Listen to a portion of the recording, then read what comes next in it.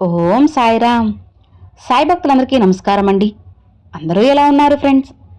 మన సాయినాథుని దయ వల్ల అందరూ బాగుండాలి మనస్ఫూర్తిగా కోరుకుంటూ ఈరోజు ఈ వీడియోనైతే స్టార్ట్ చేస్తున్నాను. ఇక ఈరోజు వీడియోలో బాబాగారు ఎప్పటిలానే ఒక చక్కటి సందేశాన్ని మనందరి కోసం, సాయి భక్తులందరి కోసం తీసుకొచ్చారు. ఇక ఏమాత్రం లేట్ చేయకుండా బాబాగారి సందేశం ఏంటో స్వయంగా మన సాయి తండ్రి మాటల్లోనే విందామా? తల్లి, ఎవరైతే నిన్ను బాధ పెడుతున్నారో వాళ్ళ ఆటలు ఈ రోజుతో అంతమైపోయాయమ్మా. అర్థం కావడం లేదా? నా ఈ మాటలు వింటే నీకే అన్నీ తెలుస్తాయి. నిన్ను బాధ పెట్టిన వాళ్ళకి నీ సాయి ఇచ్చే సమాధానం ఇదే తల్లి. జాగ్రత్తగా గుర్తుపెట్టుకొని నీ బాబా చెప్పేది చివరి వరకు వింటే అన్నీ నీకే తెలుస్తాయి. నీ జీవితం ఎలా ఉండాలో, నిన్ను ఇబ్బంది పెట్టే వాళ్ళని ఏం చేస్తానో అన్నీ చెబుతాను విను అని బాబాగారితో చెప్తున్నారండి. మరి బాబాగారు మనకి ఏం చెప్పబోతున్నారు, ఎలాంటి సందేశాన్ని అందించబోతున్నారు స్వయంగా మన సాయి తండ్రి మాటల్లోనే విందామా? బిడ్డా, ఇప్పుడు నీ జీవితంలో ఏమీ కూడా జరగడం లేదు అని, నీ జీవితం ఏమీ మారడం లేదు అని నువ్వు ఎక్కువగా అనవసరంగా ఆలోచిస్తూ బాధపడుతున్నావు కదా.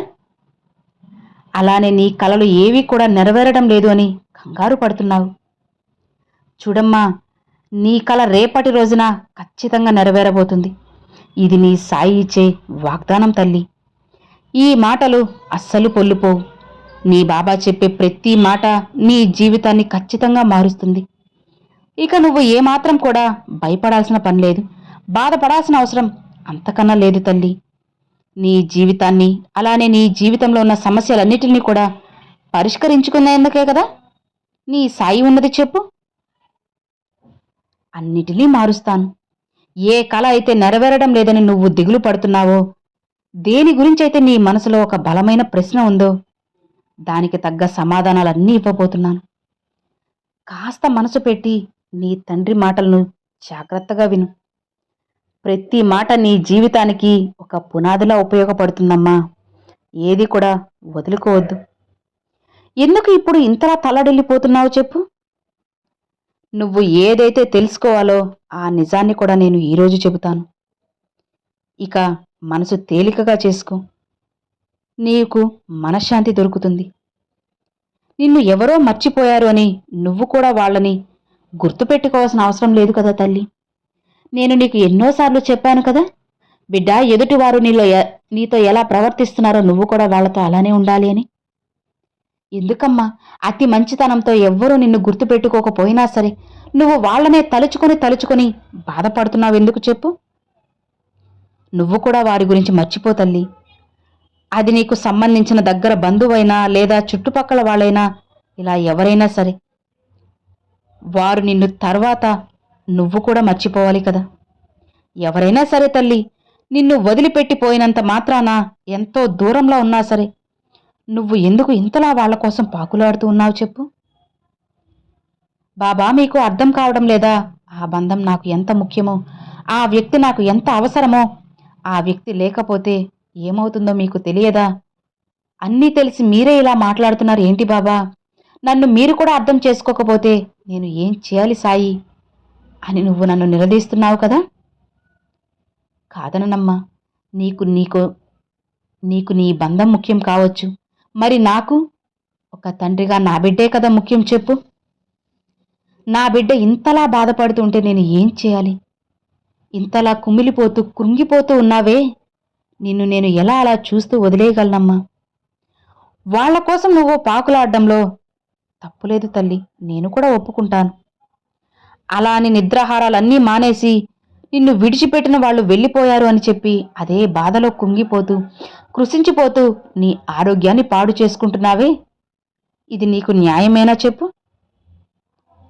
ఆ బంధం గురించి ఎందుకు అలా ఆలోచిస్తూ ఉన్నావు? ఇలా పిచ్చి వాళ్ళ ఎందుకు మిగిలిపోతున్నావు చెప్పు? నిన్ను మోసం చేసిన వారి గురించి ఎప్పుడూ కూడా తల్లడిల్లిపోతూ ఉన్నావు.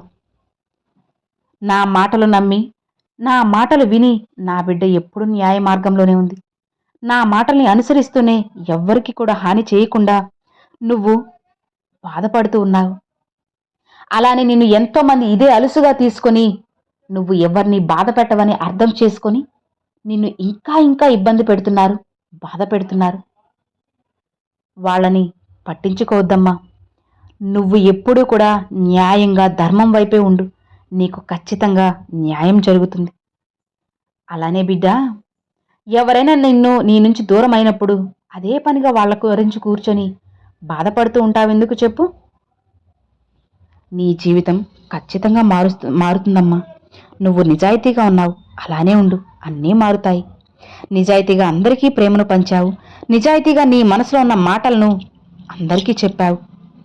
అందరికీ సమానంగానే న్యాయాన్ని చూపుతావు.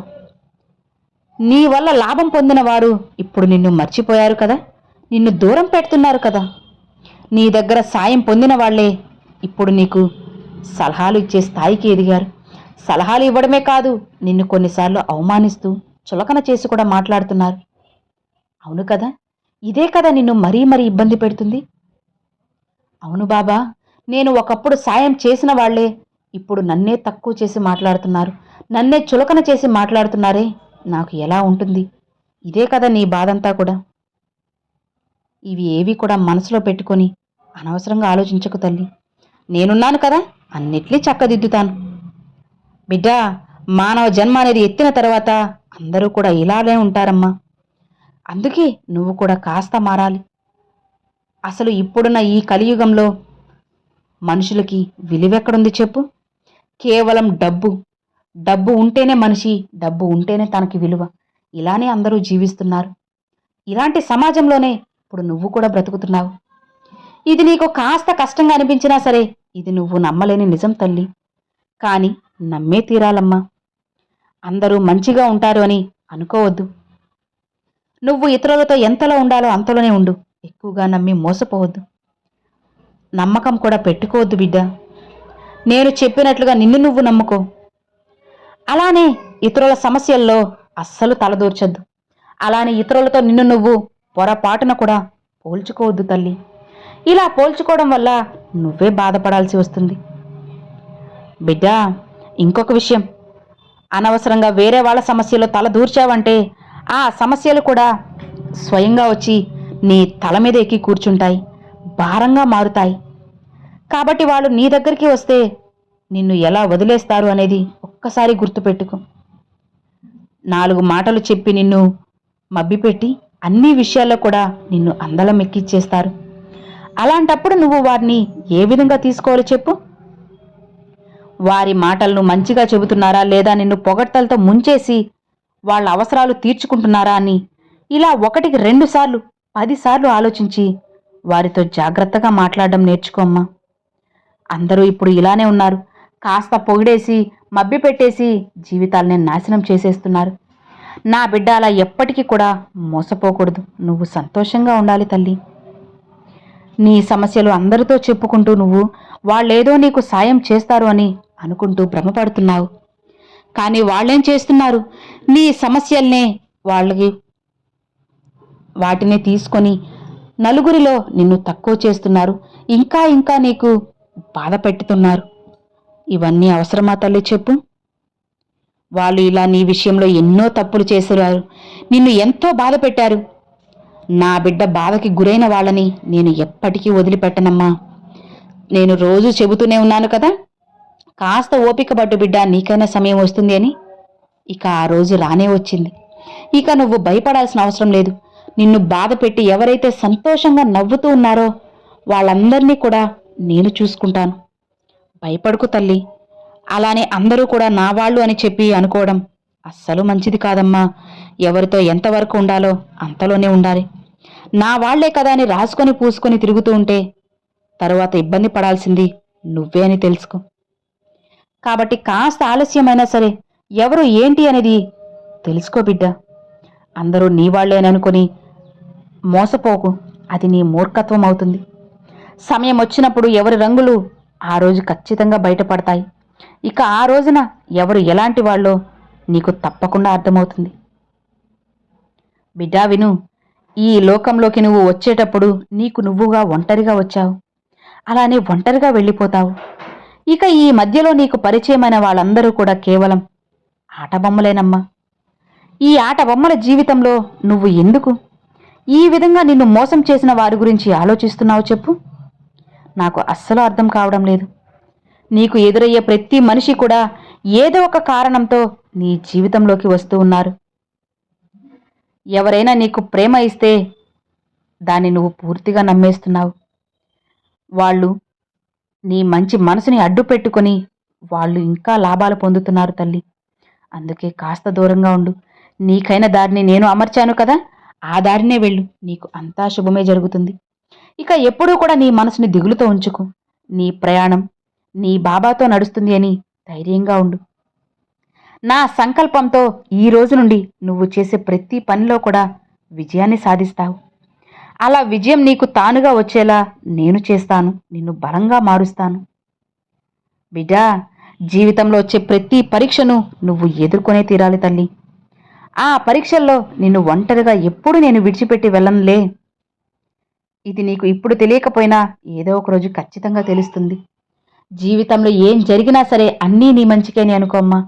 అప్పుడు ఆ మంచే నీ జీవితంలో నిన్ను ఎత్తులో నిలబెడుతుంది. బిడ్డా, నేను ఎప్పుడు నీ హృదయంలోనే ఉంటాను అని తెలుసుకో. నీ హృదయం విడిచిపెట్టి నేను ఎక్కడికి వెళ్ళనమ్మా. నా బిడ్డను వదిలిపెట్టి నేను ఎక్కడికి వెళ్తాను చెప్పు? ఒక్క అడుగు కూడా నేను వెయ్యలేను. కాబట్టి నీ బాబా నీతోనే ఉన్నారు. ఒక్కసారి పిలువు చాలు. నేను ఇక నీతో శాశ్వతంగా ఉండిపోతాను. అవును బిడ్డ, నేను అనేక రకాలుగా నీకు మార్గాలు చూపుతాను. ఎన్నో విజయాలను తెచ్చిపెడతాను. ఎప్పుడూ కూడా నేను నీతోనే ఉంటాను. ధైర్యంగా ఉండు. నువ్వు బయటికి వెళ్తున్నా కూడా అన్ని రకాలుగా కూడా నీకు మంచి మార్గాన్ని నేను చూపుతాను. నమ్మకాన్ని నీ చేతిలో పెట్టుకోమ్మా. మిగతావన్నీ కూడా నేను చూసుకుంటాను కదా. నిన్ను ఎలా నడిపిస్తానో నువ్వే చూడు. ప్రతి ఒక్కటి కూడా నేను చూసుకుంటాను. ఇక నిన్ను బాధ పెట్టిన వాళ్ళందరికీ సరైన సమాధానం నీ నోటితో కాదు, నీ విజయంతో నేను చూపుతాను. విజయం నీకు సులభంగా దొరకదు, కానీ అదే కష్టం పడితే అదే నీకు బలంగా మారి విజయం వెంటనే నీ చేతిలో పడుతుంది. బిడ్డా, గుర్తుపెట్టుకో, ఎవరు నిన్ను విడిచిపెట్టినా సరే నేను మాత్రం నీ చెయ్యి పట్టుకునే ఉంటాను. కాబట్టి ధైర్యంగా సంతోషంగా ముందుకు వెళ్ళు. మిగతావన్నీ కూడా నీ బాబా చూసుకుంటారు. ఇక భయమెందుకు, హాయిగా ఉండు తల్లి అని బాబాగారితో చెప్తున్నారండి. సో విన్నారు కదండి, ఈరోజు బాబాగారు పంపించిన ఈ మంచి సందేశం మీ అందరికి నచ్చింది అని అనుకుంటున్నాను. నచ్చితే ఒక చిన్న లైక్ చేయండి. మరికొంతమంది సాయి భక్తులకు షేర్ చేయండి. ఫస్ట్గా మన ఛానల్ చూసేవాళ్ళు సబ్స్క్రైబ్ చేసి సపోర్ట్ చేయండి friends. Thanks for watching. Om Sairam.